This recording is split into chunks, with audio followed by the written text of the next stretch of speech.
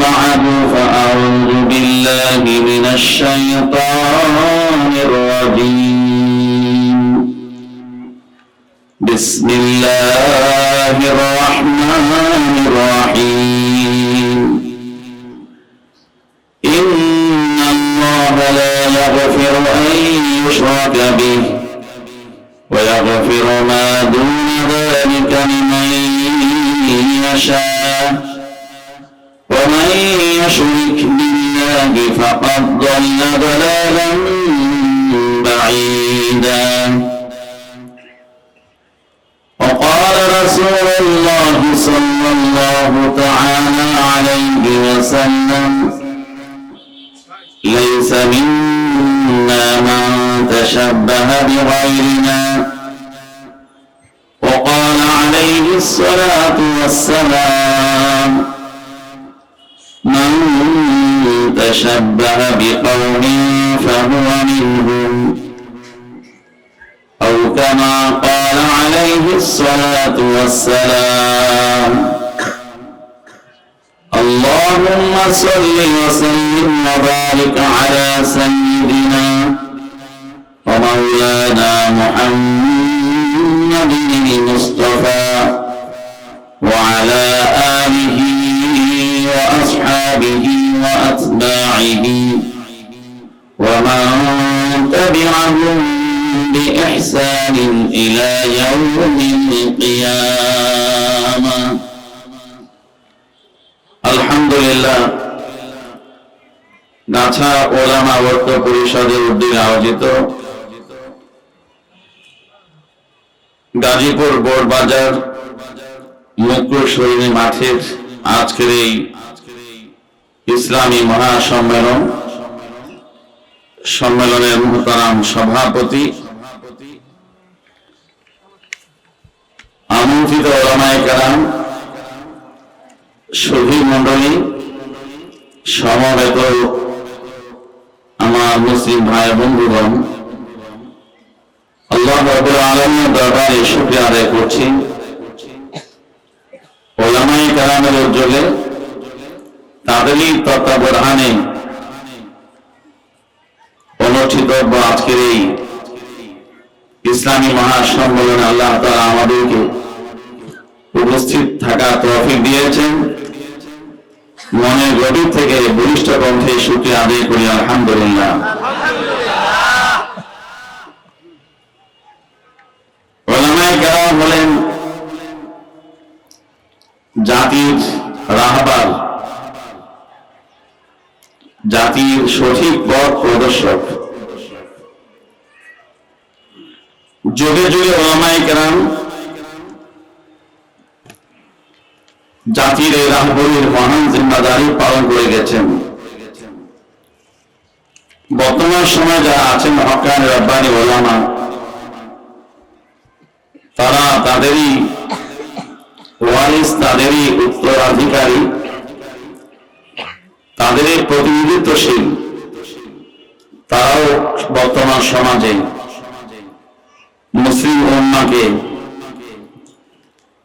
ইসলামের সঠিক পথ নির্দেশনা দিয়ে যাচ্ছেন এটা তাদের দ্বীনি আমানত দ্বীনি জিম্মাদারি এই জিম্মাদারির অনুভূতি থেকেই তারা প্রতি বছর মাহফিল ইসলামী সম্মেলন মহাসম্মেলন আয়োজন করে থাকেন বিশেষ করে আমাদের এই গাজীপুরের গাছা ওলামা ঐক্য পরিষদ সারা বছর ব্যাপী তারা বিভিন্ন মসজিদে ইসলামী মাহফিলের শিরোনামে দ্বীনি মাহফিলের আয়োজন করে থাকেন আর বছরে একবার বিশাল আকারে এই ইসলামী মহাসম্মেলন আয়োজন করে থাকেন এটা মূলত তাদের সেই দায়িত্ব অনুভূতি থেকেই তারা এটা করে থাকেন এই জন্য আমি আমার তরফ থেকে এবং আজকের আগত শ্রোতা মণ্ডলী যারা আছেন তাদের পক্ষ থেকে এই গাছা ওলামা ঐক্য পরিষদকে শুকরিয়া জানাচ্ছি আল্লাহ তাআলা তাদের এই মেহনত তাদের এই কর্মতৎপরকে কবুল মঞ্জুর করেন। মুহতারাম হাজিরিন, যখন যে যুগে যে রকমের ফিতনা এর উদ্ভব ঘটে, তখনই উলামায়ে কেরাম যুগের সেই ফিতনা সম্পর্কে জাতিকে সজাগ সচেতন করেন। আজকে এই মাহফিলে আমি আপনাদেরকে সেরকম দুটি বিষয়ে দৃষ্টি আকর্ষণ করব, যে দুটি বিষয় আমাদের সমাজে ব্যাপক রূপ ধারণ করেছে। একটি বিষয় হলো যে আমাদের মুসলমানদের মধ্যে নিজেদের সন্তানের জন্মদিবস পালন করার একটা রেওয়াজ, একটা রসম ব্যাপক থেকে ব্যাপক রূপ ধারণ করেছে।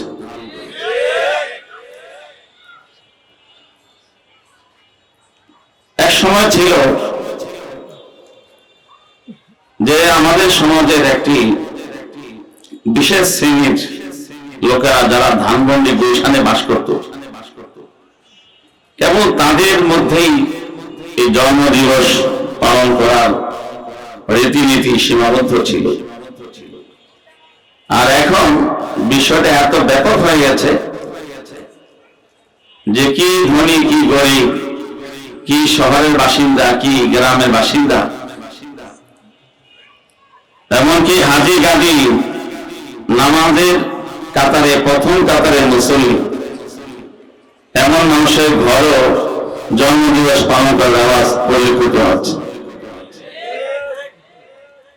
জন্মদিবসকে উপলক্ষ করে আমাদের সমাজে যে রীতিনীতিগুলো চালু আছে,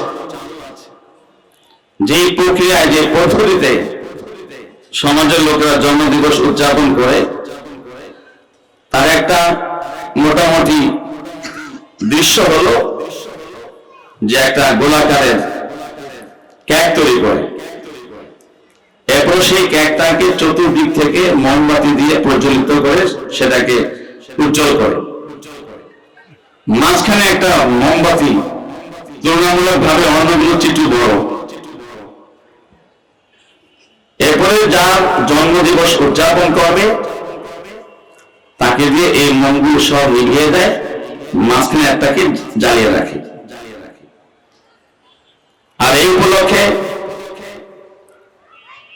একটা বিশেষ অনুষ্ঠানের আয়োজন হয়।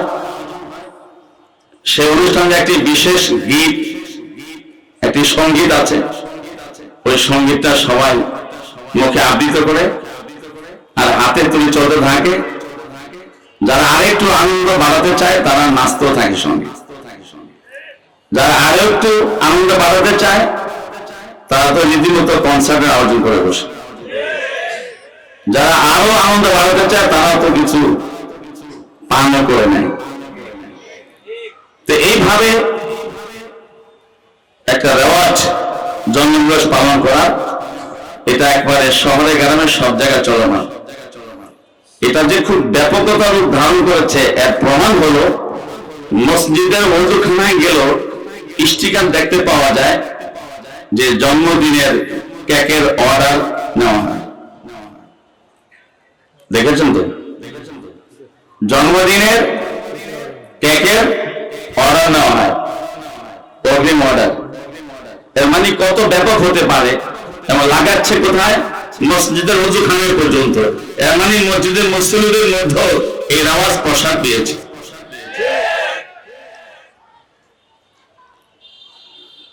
অথচ এই যে জন্মদিবস পালন কেন্দ্রিক যে অনুষ্ঠানাদি, যে রীতি, যে কর্মকাণ্ডগুলো, এই সবগুলো কর্মকাণ্ডের সাথে শিরিকের সম্পর্ক।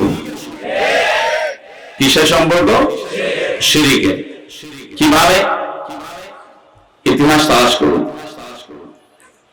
পৃথিবীর ইতিহাসে সর্বপ্রথম এই জন্মদিবস পালনের ব্যবস্থা চালু হয় প্যাগান ধর্মানুসারীদের মাঝে। পৃথিবীতে বিভিন্ন জাতি আছে, হিন্দু, বৌদ্ধ, খ্রিস্টান, ইহুদি, শিখ, এমনি একটা ধর্মীয় গোষ্ঠীর নাম হচ্ছে প্যাগান। এদের বসবাস হলো রোম, ইউরোপ এবং টার্কির কিছু অঞ্চলে। এই প্যাগান ধর্মের লোকেরা বহু ঈশ্বরে বিশ্বাস করে, বহু খোদায় বিশ্বাস করে।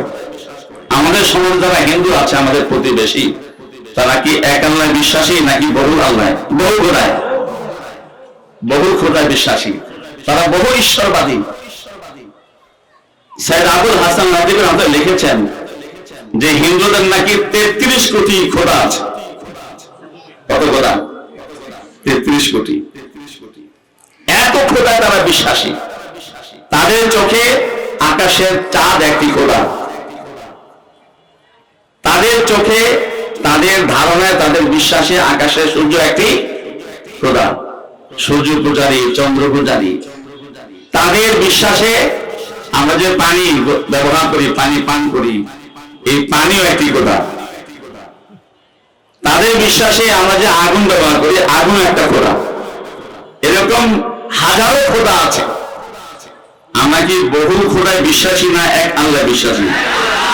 আমাদের ঈমানের মৌলিক এবং বুনিয়াদি ঘোষণা হচ্ছে লা ইলাহা ইল্লাল্লাহ, যে ইলাহ বলতে একমাত্র কে? আল্লাহ ছাড়া কোন ইলাহ নেই। এই তাওহীদবাদী, তাওহীদের বিশ্বাস হলো বিশ্বময় মুসলমানদের বিশ্বাস। আর মুসলমানের বাইরে যারা, ইহুদি বলো, নাসারা বলো, হিন্দু বলো, বৌদ্ধ বলো, সবাই শিরকে আক্রান্ত।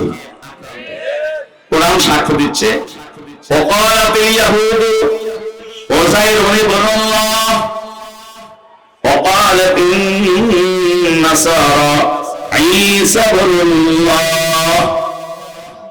ইহুদিরা বলে উযাইর হলো আল্লাহর সন্তান, আল্লাহ হলো তার পিতা, বলে নাউযুবিল্লাহ। খ্রিস্টানরা বলে ঈসা হলো আল্লাহর সন্তান, তাহলে আল্লাহ কি নাই? ঈসার পিতা, বলে নাউযুবিল্লাহ। ওয়াল মালায়েকাতু বানাতুল্লাহ। আরবের এই জাহিলিয়াতের মুশরিকরাও বলতো যে ফেরেশতা নামে যে এক সৃষ্টি আছে আল্লাহর, সেই ফেরেশতা হলো আল্লাহর কন্যা। আর আসতে কোন ফেরেশতারা আল্লাহর কন্যা, নাউযুবিল্লাহ। আল্লাহ তাআলা এই সমস্ত তৃপ্তবাদী ইবনিয়াতের বিশ্বাসী, আল্লাহর কন্যা সন্তান হওয়ার বিশ্বাসী আরো যত বহু ঈশ্বরবাদী আছে, এই সব বহু ঈশ্বরবাদীদের এই আকীদায় বিশ্বাসকে খণ্ডন করে, এটাকে বাতিল ঘোষণা করে নাযিল করলেন কোরআনের একটি গুরুত্বপূর্ণ সূরা, সূরাতুল ইখলাস। বল হে নবী, মানব সমাজের মাঝে আপনি ঘোষণা শুনিয়ে দেন, হুয়াল্লাহু আল্লাহ, লাম ইয়ালিদ ওয়া লাম ইউলাদ ওয়া লাম ইয়াকুল লাহু কুফুয়ান আহাদ। সূরা ইখলাস সবাই আমরা জানি, সবাই আমরা পারি, আলহামদুলিল্লাহ। এই সূরা হচ্ছে তাওহীদের সূরা। এই সূরা হচ্ছে নির্ভেজাল উলুহিয়াতের বিশ্বাসের সূরা। এই সূরা হচ্ছে জাতে বারি তাআলার একত্ববাদের ঘোষণা সূরা। কুল হুয়াল্লাহু আহাদ। এই আল্লাহু আহাদের মাধ্যমে সমস্ত শিরকের আল্লাহ তাআলা বাতিল ঘোষণা করেছেন। এই প্যাগানরা, এরা বহু ঈশ্বরবাদী, বহু খোদায় বিশ্বাসী। তাদের বিশ্বাস হলো মানুষের যে সন্তান হয়, কি হয়? ছেলে মেয়ে হয় কি হয় না? আমাদের এই ছেলে মেয়ের সন্তান, এই সন্তানের সুখ, সন্তানের সমৃদ্ধি, সন্তানের ফিউচার আর ভবিষ্যতের উন্নতি, অগ্রগতি, সন্তানের বেঁচে থাকা, সন্তানের বেড়ে ওঠা, সন্তানের আগামী ভবিষ্যৎ, এই সব কিছু হলো আকাশে একটি দেবী আছে, যে দেবীর নাম হচ্ছে আর্তেমিস, চন্দ্র দেবী। এই সব কিছু হলো এই চন্দ্র দেবীর কৃপা এবং তার করুণার ফসল, বলে নাউযুবিল্লাহ। প্যাগানরা বিশ্বাস করে চন্দ্র একটা দেবী, চন্দ্র একটা খোদা, আর চন্দ্রের হাতেই হলো নব প্রজন্ম, নতুন নবভূমিষ্ঠ সদ্যভূমিষ্ঠ বাচ্চাদের বেঁচে থাকা নির্ভর করে তার করুণার উপর। ওই চন্দ্রদেবী যখন করুণা নজর দেয় তো বাচ্চা বেঁচে থাকে। তার করুণা এলে বাচ্চা বড় হয়, তার করুণা এলে বাচ্চা বেড়ে ওঠে, বাচ্চার সুস্থতা, বাচ্চার দীর্ঘায়ু, বাচ্চার সুখ, বাচ্চার শান্তি, বাচ্চার নিরাপত্তা, বাচ্চার সব ধরনের ভালাই আর কল্যাণ হচ্ছে কার হাতে? ওদের বিশ্বাস চন্দ্রদেবীর হাতে। আর্তেমিস, ওদের ভাষা বলে থেকে আর্তেমিস, চন্দ্রদেবী। এই জন্য তারা সন্তান জন্মের পরে তারা চাঁদকে পূজা দেয়, কারণ চাঁদের করুণা ছাড়া তো এই সন্তান বেঁচে থাকবে না। কথা বুঝতে পারতেছেন? যখন দিন, সপ্তাহ, মাস ঘুরে ঘুরে তার পুনর্জন্ম দিবসটি আসে, তখন তাদের বিশ্বাস হলো 1 বছর তো চাঁদের কৃপায় বাচ্চা বেঁচে থাকলো, টিকে রইল, আগামী 1 বছর এই বাচ্চার টিকে থাকা নির্ভর করে আবার তার করুণার উপরে। এই জন্য তারা একটা পূজার আয়োজন করে, চন্দ্রের আকৃতির একটা কেক তৈরি করে, আটা, ময়দা, ঘি, চিনি আর ডিম ইত্যাদি দিয়ে। কিন্তু আকাশের চাঁদ তো আকাশের চাঁদই, তাকে তো আল্লাহ তাআলা মনে বানিয়েছেন, আলোর দীপ্ত।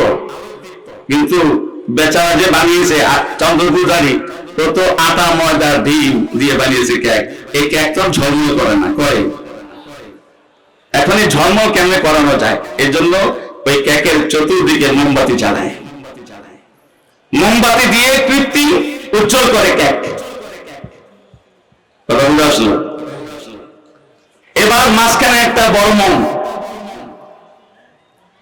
যার জন্ম সে সবগুলো কেককে নিভিয়ে দিবে, মাঝখানে একটা মোমকে নিভিয়ে দিবে, মাঝখানে একটা মোমকে প্রজ্বলিত রাখবে। এটা হলো কিসের প্রতীক?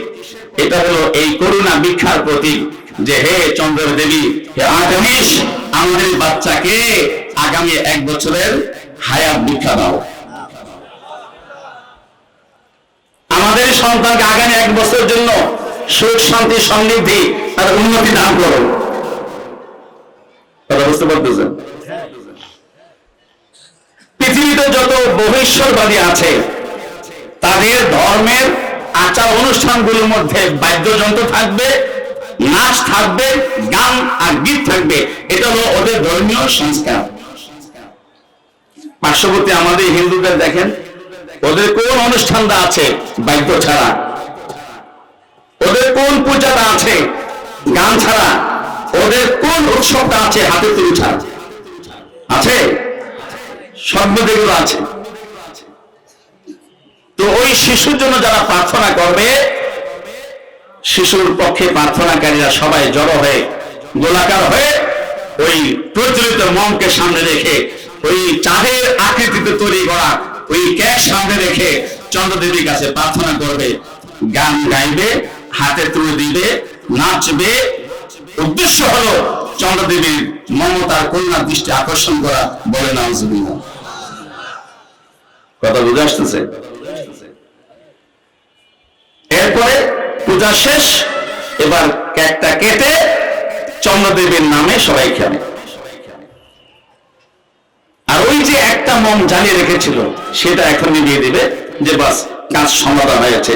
আগামী 1 বছরের জন্য অন্তত পক্ষে এই শিশুর হায়াত পাওয়া গেল, তার বেঁচে থাকা পাওয়া গেল, তার নিরাপত্তা পাওয়া গেল, তার সুখ শান্তি আর তার ফিউচারের গ্যারান্টি পাওয়া গেল। নাউজুবিল্লাহ মিন যালিক। এই হলো বর্তমান প্রচলিত জন্মদিবস পালনের যে সংস্কৃতি, যে রীতি, যে তরিকা, এই তরিকার হাকিকত। আচ্ছা বলেন, এর মধ্যে শিরক আছে কি নাই? আমাদের বলেন, এর মধ্যে চন্দ্রদেবীর পূজা আছে কি নাই? একজন মুসলমান কি পারে তার সন্তানের জন্য? তাওহীদে বিশ্বাসী কেউ কি পারে তার সন্তানের জন্য কিংবা নিজের জন্য? কিন্তু আমাদের সমাজ তা আমরা করছি, অপরাধ করছি, নিয়মিত করছি।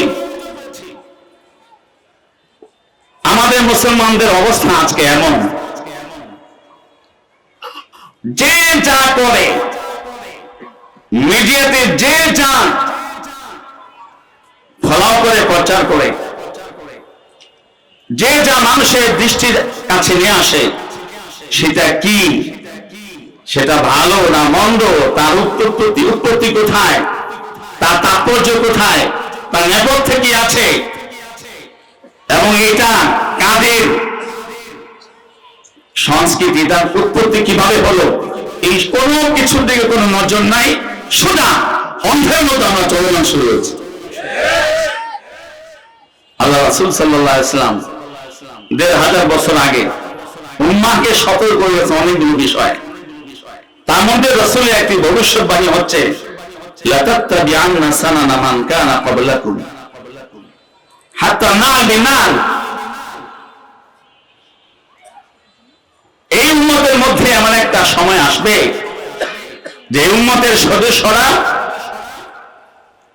বিজাতিদের সভ্যতা, সংস্কৃতি, তাদের চালচলন, তাদের রীতিনীতি, তাদের উঠা বসা, তাদের আচার আচরণ, তাদের মতো করে জীবন, তাদের মতো করে স্বয়ং, তাদের মতো করে চলাফেরা, তাদের মতো করে খেলাধুলা, তাদের মতো করে গীত সঙ্গীত, তাদের মতো করে সামগ্রিক জীবন, এই সব কিছুতে মুসলমান বিজাতিদের নিয়ম নীতির অনুসরণ করবে। এমন অনুসরণ আল্লাহ রাসূল বলেন, যদি এমন হয় যে কোন একটা বিধর্মী একটা গর্তে প্রবেশ করেছে, মুসলমান অন্ধভাবে তার পিছন পিছন গর্তে প্রবেশ করবে।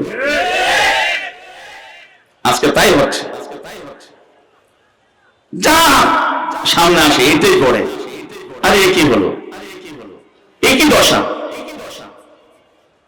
আজকে ইংরেজি মাসের 10 তারিখ, ফেব্রুয়ারি মাসের 3 দিন পর আসবে 14ই ফেব্রুয়ারি। কি আসবে? 14ই ফেব্রুয়ারি। 14 ফেব্রুয়ারি কি? এই দিবস কে দিল? এই যে আপনারা বললেন সবাই জানে দেখি এই দিবস। এই দিবস কে দিল? কোরআন দিয়েছে? সুন্নাহ দিয়েছে? ১৫০০ বছরের মুসলিম উম্মাহ দিয়েছে?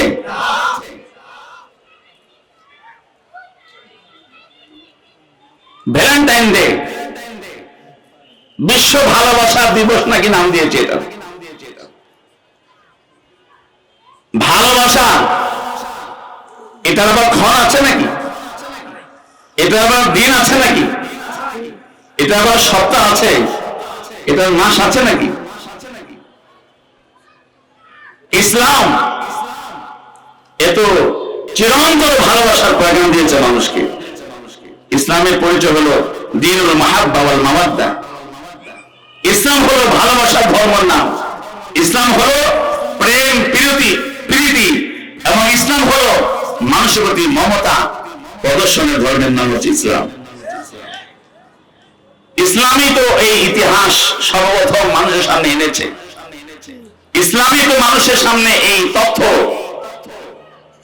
এই ধারণা উপস্থাপন করেছে যে ইয়া আইয়ুহান নাস মিন আদম ওয়া আদম মিন তিন ওয়া আদম মিন তুরাব। হে মানব জাতি, তোমরা সকলে হলো আদমের সন্তান, আর আদমকে আল্লাহ তাআলা বানিয়েছেন মাটি থেকে।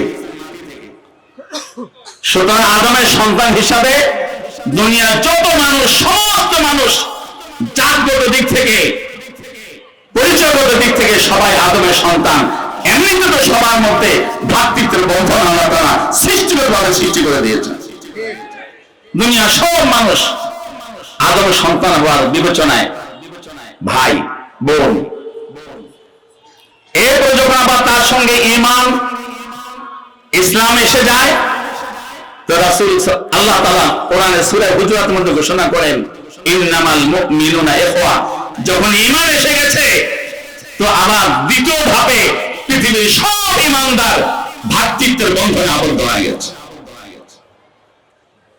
শুধু কি তাই, ঈমানকে যেমন আল্লাহ তাআলা সার্বক্ষণিক করেছেন, ঈমান কি সাময়িক ওয়াক্তি ফরজ নাকি দায়মি ফরজ? ইমামে বুখারী রাহমাতুল্লাহি আলাইহি তার সহিহুল বুখারী সংকলন করেছেন। বুখারী শরীফ একবারে শুরুতে যেই অধ্যায় তিনি এনেছেন সেটা হলো কিতাবুল ঈমান, ঈমানের অধ্যায়। আর এই বুখারী শরীফের সর্বশেষ অধ্যায়, যে অধ্যায় দিয়ে ইমাম বুখারী তার বুখারী শেষ করেছেন, সেটা হলো কিতাবুত তাওহীদ আল ঈমান। বিশাল বুখারী শরীফ 30 পারা, কোরআন যেমন 30 পারা, বুখারী শরীফ কয় পারা? 30 পারা। এই 30 পারার বুখারীর শুরু অধ্যায় কিতাবুল ঈমান, শেষ অধ্যায় কিতাবুত তাওহীদ তথা কিতাবুল ঈমান।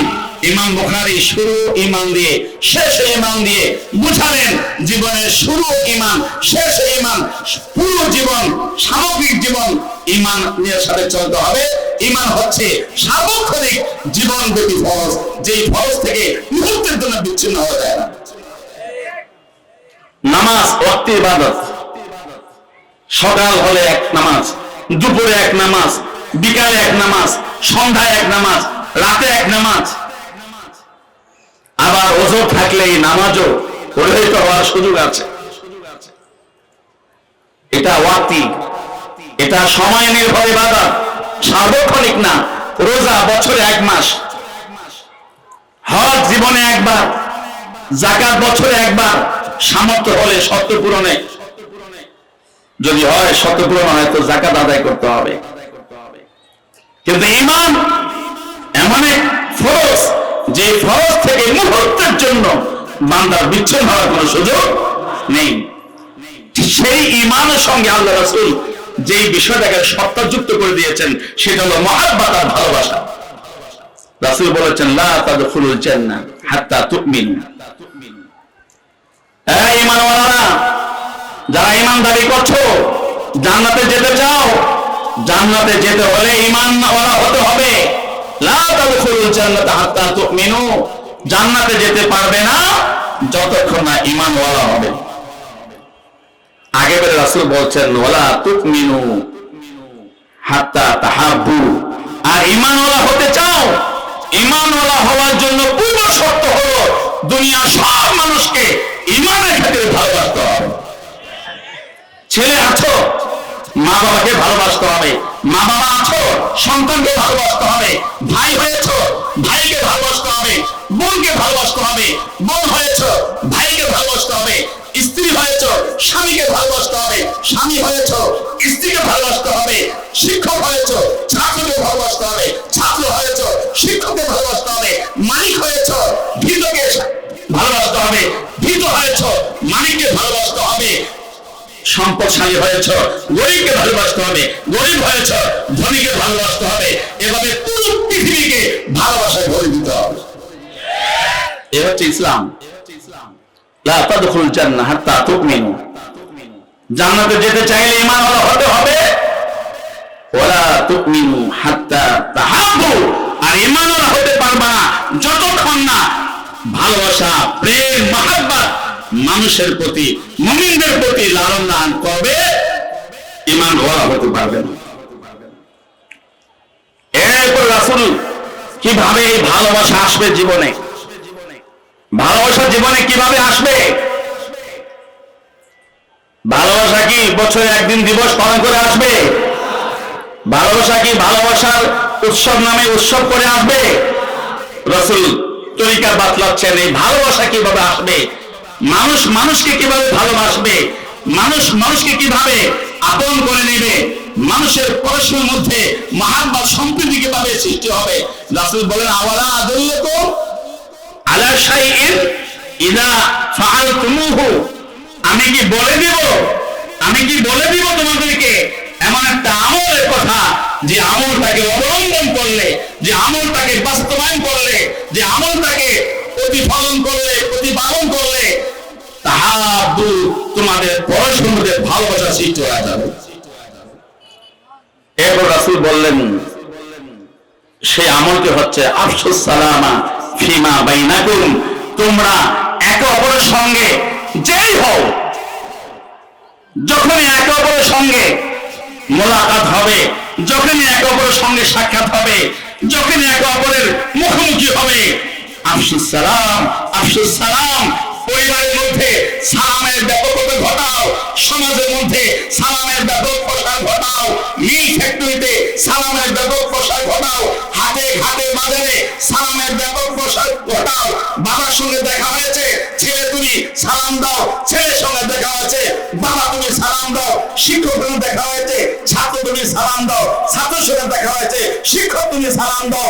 নেতার সঙ্গে দেখা হয়েছে, কর্মী তুমি সালাম দাও, কর্মীর সঙ্গে দেখা হয়েছে, নেতা তুমি সালাম দাও। সর্বত্র আফসুস সালাম ফিমা বাইনাকুম, তোমার মধ্যে সালাম সালামের জবাবের প্রচলন ঘটাও। ওয়াইদা হাইয়িতুম বিতাহিয়াতিন ফাহাইয়ু বিআহসানা মিনহা।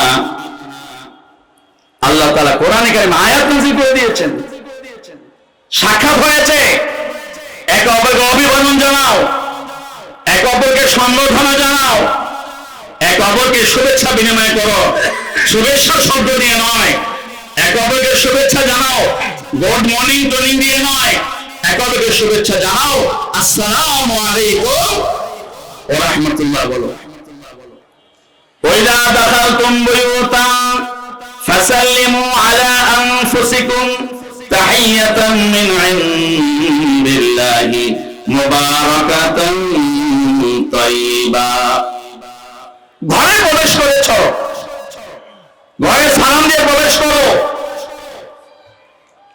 ঘরে প্রবেশ করতেছ, তাহিয়াতুম মিন ইনদিল্লাহ, তুমি দিবে সালাম, এটা মূলত তোমার সালাম, তোমার মুখ দিয়ে বের হয়েছে। হাকিকতে এই সালাম হলো আল্লাহর তরফ থেকে তোমার ঘরে অভ্যর্থনা ফুলে তোলা। সালাম উচ্চারণ করছে তুমি, তাহিয়াতুম মিন ইনদিল্লাহ, আল্লাহর তরফে তোমার ঘরে রহমতের ফয়সালা হয়ে গেছে। মুবারাকাতান, ঘরকে বরকতময় বানাইতে চাও, ঘরের মধ্যে হুজুরকে নিয়ে মিলাদ পড়াইতে হবে না। ঘরকে বরকতময় বানাইতে চাও,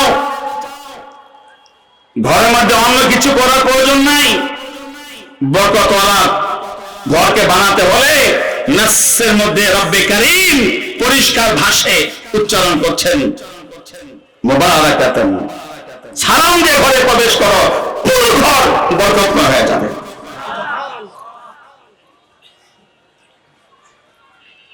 তো এই হলো সালাম, যে সালাম হচ্ছে মুসলমানের ভালোবাসার প্রতীক। আর আজকে ভালোবাসা নিজেদের মাঝে চর্চা করবার জন্য বছর একটা দিন নির্ধারণ করেছে। একটি দিন নির্ধারণ করা প্রমাণ করে বছরের বাকি দিনগুলোতে তারা দুশ্মনী করে, গুন্ডামি করে, মানুষের অধিকার হরণ করে, একদিন ভালোবাসার অভিনয় করে। ইসলামের সাথে এই রকম ধ্যান ধারণা কোনো সম্পর্ক নাই।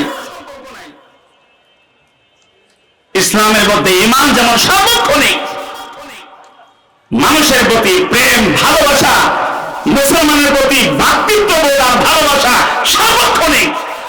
এই জন্য আল্লাহ রাসূল ঈমানের সঙ্গে ভালোবাসাকে মিলিয়েছেন, ঈমানের সঙ্গে ভালোবাসাকে যুক্ত করে দিয়েছেন।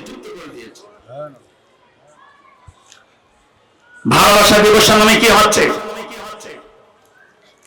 ভালোবাসা দিবসের নামে তরুণ তরুণীরা, যুবক যুবতীরা রাস্তাঘাটে বেরিয়ে যাচ্ছে, পার্কে বেরিয়ে যাচ্ছে। তারা একে অপরের প্রতি ভালোবাসা, লেনদেনের কথা বলে সেখানে অবাধে মেলামেশা, বেহায়াপনা বেহাল্যপনা চর্চা করছে।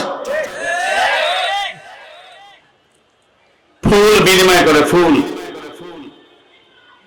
ছেলের মেয়ের গায়ে উল্কি আঁকে, মেয়ের ছেলের গায়ে উল্কি আঁকে।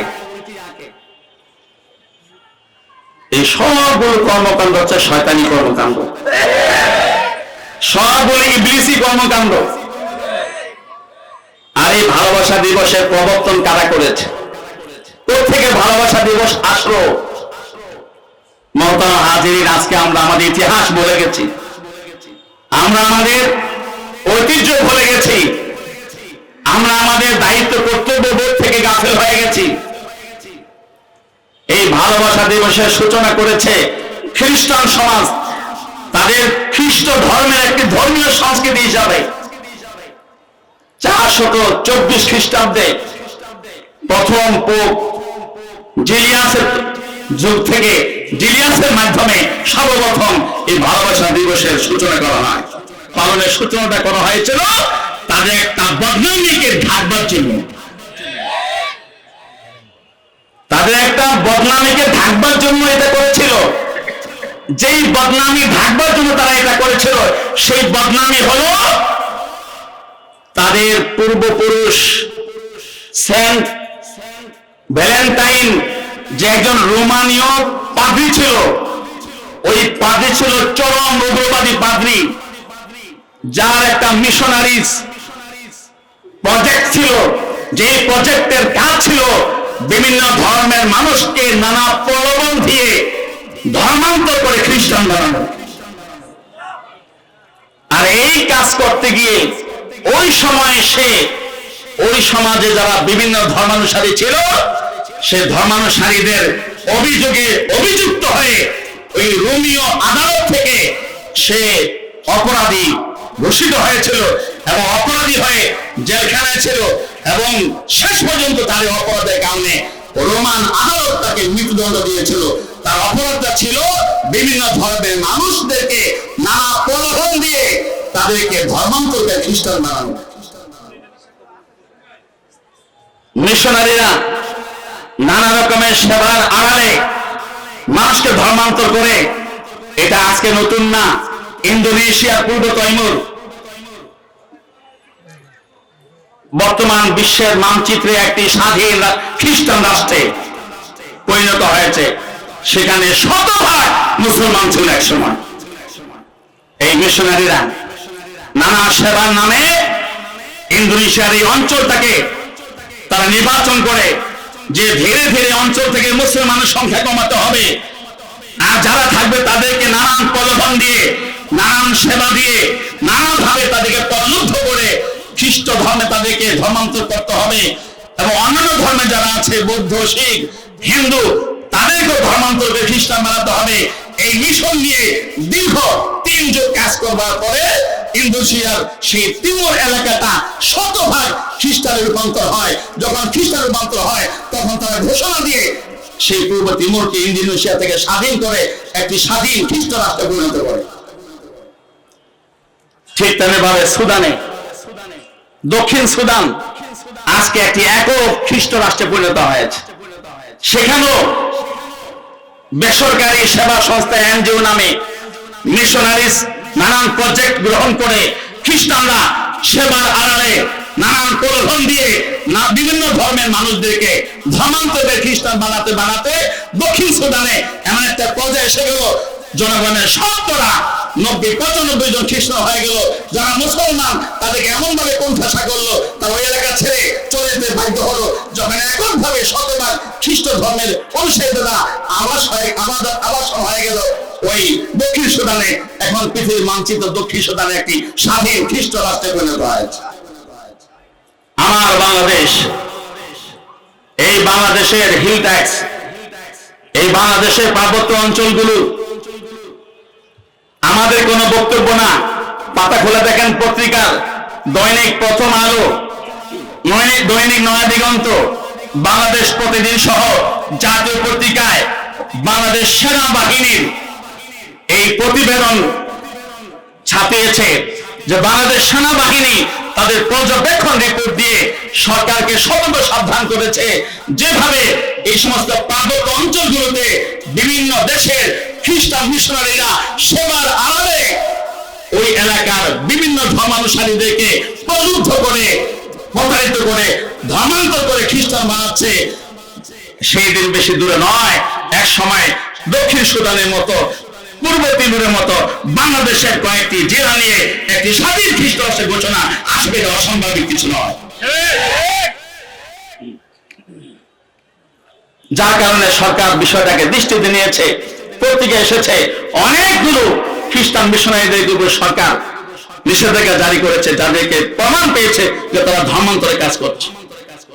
শুধু মুসলমানরা অভিযোগ করেনি, পার্বত্য অঞ্চলের হিন্দুরা, পার্বত্য অঞ্চলের বৌদ্ধরা, পার্বত্য অঞ্চলের মগ, চাকমা উপজাতিরা তারা পর্যন্ত লিখিতভাবে বাংলাদেশের সেনাবাহিনীর কাছে, সরকারের কাছে, সরকারের মন্ত্রণালয়ের কাছে এই আবদার জানিয়েছে, এই অভিযোগ জানিয়েছে যে তাদের লোকদেরকে নানান প্রলোভন দিয়ে খ্রিস্টান ধর্মে দীক্ষিত করা হচ্ছে। মুসলমান তো আছেই, যার কারণে জরিপ করলে দেখা যায় আমার বাংলাদেশের এই পার্বত্য অঞ্চলগুলো এবং মোমেন শাহের সীমান্তবর্তী এলাকাগুলো, যেখানে খ্রিস্টানদের সংখ্যা ছিল এক সময় মাত্র কয়েক হাজারে, সেটা সহস্র হাজারে রূপান্তর হয়ে গেছে। যেখানে তাদের মিশনারিজ নানান রকমের প্রজেক্ট ছিল 2, 4, 5, 10টা, সেখানে এক একটা জেলাতেই প্রায় 500-700 তাদের মিশনারিজ প্রজেক্ট তারা প্রতিষ্ঠিত করেছে। এইভাবে মুসলমানদেরকে ধর্মান্তর করা কাজ চলছে। সেন্ট ভ্যালেন্টাইন এর পরিচয়টা কি? এর পরিচয়টা হলো সে রোম সমাজের মধ্যে নানান প্রলোভন দিয়ে সেবার নামে মানুষদেরকে ধর্মান্তর করে খ্রিস্টান বানানোর অভিযোগ ছিল, অভিযুক্ত। এই অভিযোগে তাকে জেলখানায় পাঠানো হয়েছিল, এই অভিযোগে তাকে মৃত্যুদণ্ড দেওয়া হয়েছিল।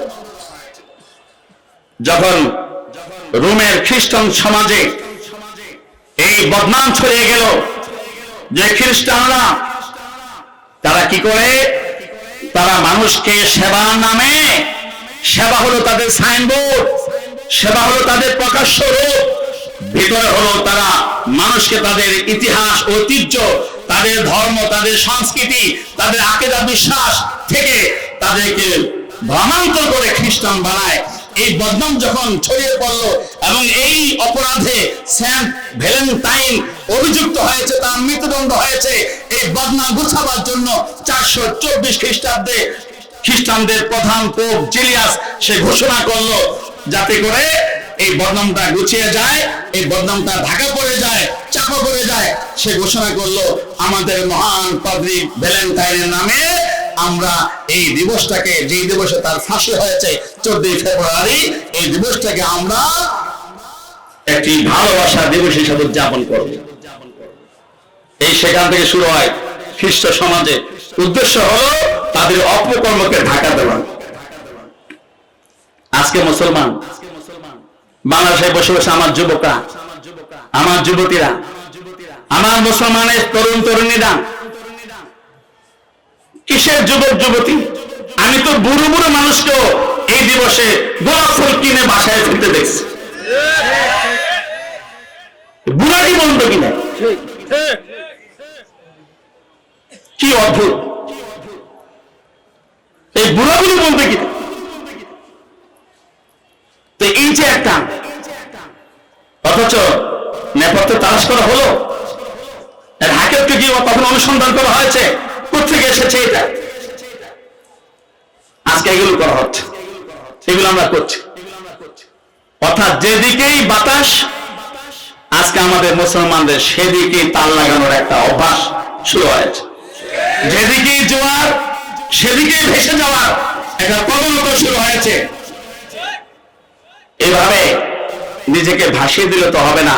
কোন ঈমানওয়ালা, কোন ইসলামওয়ালা নিজেকে এভাবে ভাসিয়ে দিতে পারে না। কারণ ইসলাম একটি পরিপূর্ণ জীবন ব্যবস্থা। এটা পারে সেকুলাররা,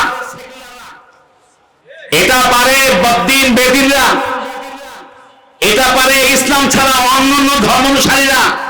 কারণ তাদের ধর্মে ধর্ম হচ্ছে কিছু আচার অনুষ্ঠান, ধর্ম হচ্ছে কিছু সুনির্দিষ্ট কর্মকাণ্ডের নাম। এজন্য তাদের কাছে ধর্ম পৃথক, ধর্ম ভিন্ন জিনিস, জীবন ভিন্ন জিনিস, ধর্ম ভিন্ন জিনিস, বিয়ে শাদী ভিন্ন জিনিস, ধর্ম ভিন্ন জিনিস, রাজনীতি ভিন্ন জিনিস, ধর্ম ভিন্ন জিনিস, সমাজ ভিন্ন জিনিস, ধর্ম ভিন্ন জিনিস, পরিবার ভিন্ন জিনিস, ধর্ম ভিন্ন জিনিস, বিজনেস, ব্যবসা, কামাই রোজগার ভিন্ন জিনিস। এই জন্য ওদের মাঝে না হালাল হারামের কোনো ওয়াক্কা আছে, না বৈধ অবৈধতা কোনো বাদ বিচার আছে। ওরা যা খুশি তা করতে পারে, কারণ ওদের জীবনকে তো ওরা ধর্ম থেকে সম্পূর্ণ পৃথক করে নিয়েছে। ওদের ধর্ম মন্দিরে, ওদের ধর্ম গির্জায়, ওদের ধর্ম মঠের মধ্যে। কিন্তু মুসলমান তার জীবন পূর্ণাঙ্গ, তার ধর্ম পূর্ণাঙ্গ, তার ধর্ম থেকে জীবন বিচ্ছিন্ন করার কোনো সুযোগ নাই।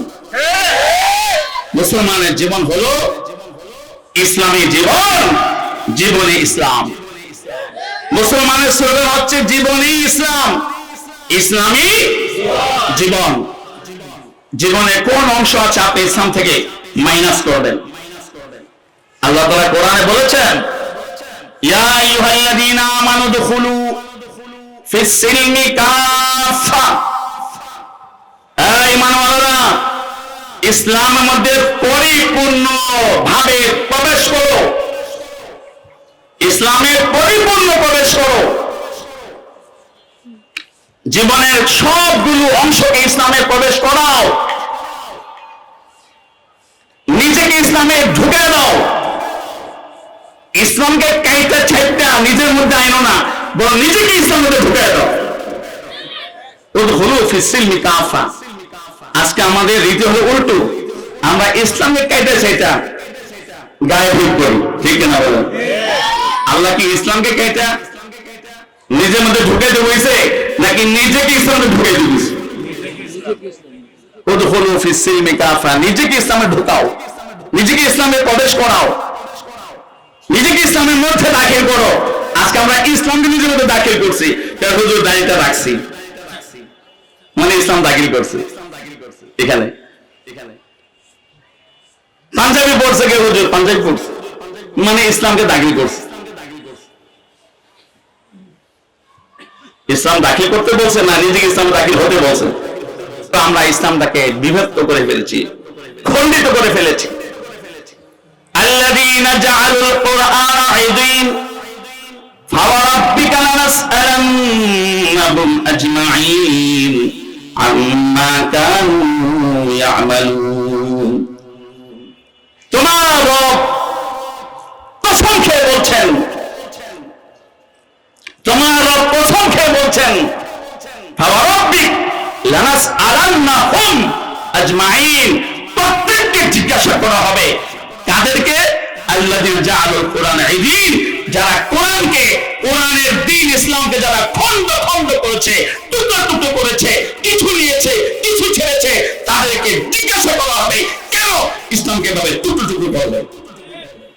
যে ইসলামের জন্য নবী 27 যুদ্ধে নেতৃত্ব দিয়ে জিহাদ করেছে, যে ইসলামের জন্য সাহাবায়ে কেরামকে 60-এর অধিক অভিযানে পাঠিয়েছে, যে ইসলামের জন্য নবী উহুদের ময়দানে দান দান শহীদ করেছে, মাথায় হেলমেট ভেঙে গিয়ে রক্তাক্ত হয়েছে, যে ইসলামের জন্য তায়েফে কাফেরদের পথরে রাসূল রক্তাক্ত হয়েছে, যে ইসলামের জন্য মক্কা ছেড়ে 450 কিলোমিটার দূরে মদিনায় চলে যেতে হয়েছে, যে ইসলামের জন্য চাচা হামজাকে জীবন দিতে হয়েছে, যে ইসলামের জন্য বিলাল সাহেবকে নিপীড়িত নির্যাতিত হতে হয়েছে, সেই ইসলামকে কোন দুঃসাহসে তোমরা টুকরো টুকরো করবে?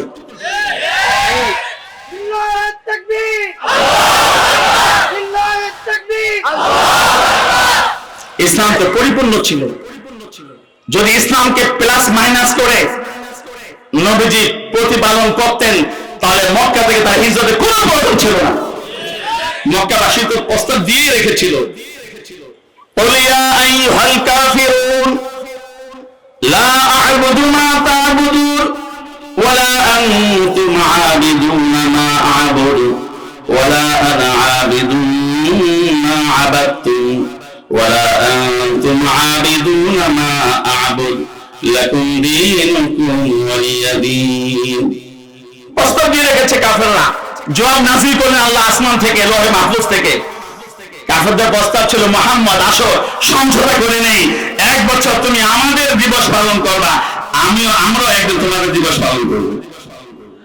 একদিন আসো, 1 বছর তোমরা আমাদের ধর্ম অনুসরণ করবা, আর আমরাও 1 বছর তোমাদের ধর্ম অনুসরণ করবো। আসো মিলেমিশে সমাজে উদার অসাম্প্রদায়িক সমাজ ব্যবস্থা গড়ে তুলি। আসো, দেখেন আজকে স্লোগান দেওয়া হচ্ছে উদার অসাম্প্রদায়িক মানবিক সমাজ গড়বার জন্য, উদার অসাম্প্রদায়িক মানবিক নাগরিক গড়বার জন্য শিক্ষা ব্যবস্থাকে এভাবে সাজানো হয়েছে।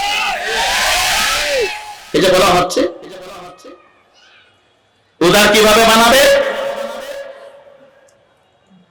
অসাম্প্রদায়িক কিভাবে বানাবে? অসাম্প্রদায়িক বানাবে যে কারো কোনো ধর্ম কর্ম নাই, সবাই মানুষ। সবাই কি মানুষ? তুমি মুসলমান, এটা সাম্প্রদায়িক পরিচয় হয়ে গেল। তুমি হিন্দু, সাম্প্রদায়িক পরিচয় হয়ে গেল। তুমি মুমিন, সাম্প্রদায়িক পরিচয় হয়ে গেল। হায় হায় হায়। এইভাবে আজকে আমাদের মগজ ধোলাই করার কাজ চলছে, মগজ ধোলাই করার কাজ। মুহতারাম হাজিরিন, এর জন্য আল্লাহ তাআলা কোরআনে কারিমের মধ্যে সতর্ক বার্তা নাযিল করেছেন, ইন্নাল্লাহা লা ইয়াগফিরু আন ইউশরাকা বিহি ওয়া ইয়াগফিরু মা দুনা যালিকা লিমান ইয়াশা ওয়া মান ঘরের মধ্যে ছোট ছোট বাচ্চারা থাকে, অত কিছু বোঝে না। ওরা দেখে সমাজে ফুল নিয়ে দৌড়াদৌড়ি, আব্বু আজকে নাকি কি ভালোবাসা দিবাস একটা ফুল নিয়ে এসে আমার জন্য। ছোট মাছই বোঝে নাকি? তো আপনার চিন্তা করলেন আবেগ, আমার বাবু বলেছে ফুল, আমার মেয়েটি ফুলের কথা বলেছে, আনবে নাকি? আবার একটু কম কয়েকজন আনবে মনে হয়। নাউজুবিল্লাহ বলি। বাচ্চাকে ফুল দিবেন কোনো অসুবিধা নাই, আগে পরে। কিন্তু এই দিবসের সঙ্গে যেহেতু একটা শিরকি সংস্কৃতি সম্পর্ক, কুফরি সংস্কৃতির সম্পর্ক, কোন মুসলমান কোনভাবে এর সঙ্গে সংযুক্ত হতে পারে? আল্লাহ রাসূল বলেছেন, হাদিস আমি পড়েছি, লাইসা মিন্না মান তাশাব্বাহা বিগাইরিনা। এত কঠিন হুঁশিয়ারিমূলক হাদিস। রাসূল বলেছেন, নিজেকে উম্মতে মুহাম্মদ দাবি করো আর অন্যদের সঙ্গে কাজে কর্মে আচার আচরণে রীতিনীতিতে মিল রাখো, আমার উম্মত নয়, আমার উম্মত নয় যে অন্যের সঙ্গে মিল রাখে চলে। মান তাশাব্বাহা বিকওমিন ফাহুয়া মিনহুম। বরং যে যার সঙ্গে এই মিল রাখলো সে তার সাথেই যুক্ত বলে বিবেচিত হবে, সে সেই ধর্মের সেই সংস্কৃতির মধ্যেই যুক্ত বলে বিবেচিত হবে। বলেন নাউজুবিল্লাহ। কাজেই সতর্কতার সঙ্গে চলতে হবে, চোখ কান খুলে চলতে হবে, অন্ধের মতো চলবার সুযোগ নাই। যেদিকে বাতাস সেদিকে মুসলমান তাল দিতে পারে না, যেদিকে পানির ঢল সেদিকে ভেসে দেওয়া কোন মুসলমানের জড়িত হতে পারে না। ঠিক না বলেন? মুসলমান চলবে ঈমানের উপরে, ইসলামের উপরে। মুসলমান চলবে ওলামায়ে কেরামের দিক নির্দেশনায়। শুরু করেছিলাম এই কথা দিয়ে, ওলামায়ে কেরাম হচ্ছে রাহবারে মিল্লাত, রাহবারে কওম। এই কওমের সত্যিকার অর্থে সঠিক পথ প্রদর্শনকারী হলেন কারা? জোরে বলেন কারা? আরো জোরে, আরো জোরে। কাজে সেই রাহবারের পিছনে আমাদেরকে চলতে হবে। এর বাইরে চললে ফিতনা, এর বাইরে চললে গুমরাহি অনিবার্য। আল্লাহ তাআলা আমাদেরকে হেফাজত করুন। ওয়া আখিরু দাওয়ানা আলহামদুলিল্লাহি রাব্বিল আলামিন।